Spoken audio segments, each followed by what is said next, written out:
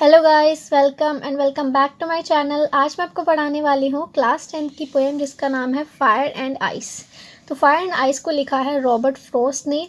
Robert Frost के poet हैं। तो इस पोएम का थीम ये है कि जो इसमें बताया गया है कि जो साइंटिस्ट होते हैं या फिर कुछ लोग होते हैं, कुछ लोग ऐसा सोचते हैं कि वर्ल्ड जो है, पूरी जो पृथ्वी है वो कैसे ख़त्म होगी। कुछ सोचते हैं कि फायर से ख़त्म होगी, कुछ सोचते हैं कि आइस से ख़त्म होगी, है ना। तो यहाँ पर दोनों तरीके इसने बताए हैं। और जो इसमें पोइट है उसने फायर को और आइस को अलग अलग ह्यूमंस के इमोशंस के साथ कंपैरिजन करके बताया है कि अगर ऐसा होगा तो पृथ्वी दोनों तरीके से ख़त्म हो सकती है। तो स्टार्ट करते हैं।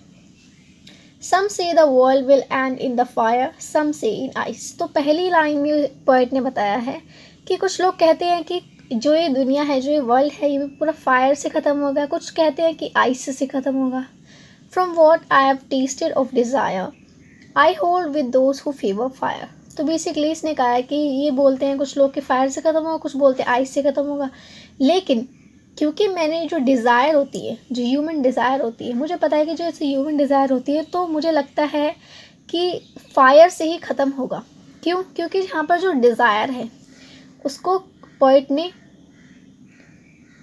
फायर के साथ कंपेयर किया। क्यों?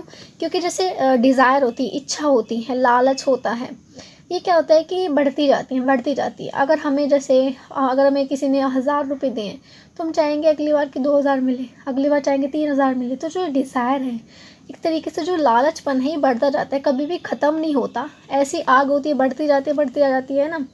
तो यहाँ पर पॉइंट ने यही कहा है कि जो डिज़ायर है, अगर वो इंसान में बढ़ती गई तो इंसान खुद को ही एक दिन डिस्ट्रॉय करेगा। मतलब कि फायर जो है वो एक तरीके से डिस्ट्रॉय कर सकती है पूरी अर्थ को। अब दूसरा, I hold with those who favour fire, okay, but if it has to perish twice, I think I know enough of hate. अब इसने कहा है कि लेकिन इसने दोबारा सोचा कि क्या पता, एक तो बोला कि हाँ फायर से ख़त्म हो सकती है, दूसरा इसने बोला कि if it had to perish twice. Perish का मतलब होता है डिस्ट्रॉय, की मतलब ख़त्म होना। तो इसने कहा कि अगर पृथ्वी को दोबारा से ख़त्म, मतलब कि दोबारा ख़त्म होगी, तो मुझे लगता है आई think I know enough of heat, कि मुझे लगता है कि हाँ मैं हीट जो होता है, एक क्रूडनेस जो होती है, क्वालिटी जो होती है, उसको कहा है कि हाँ मुझे पता है इसके बारे में। To see that for destruction ice is also great and would suffice. तो इसने कहा है कि हाँ मुझे पता है, इंसान का जो एक इमोशन होता है हेट, उसके बारे में पता है। तो मुझे लगता है कि क्या, to say that for destruction ice is also great, कि हाँ डिस्ट्रक्शन के लिए अगर दोबारा से पेरिश हो रही है तो उसके लिए आइस भी अच्छी है। एंड वुड सफाइस, सफाइस का मतलब होता है सफिशिएंट।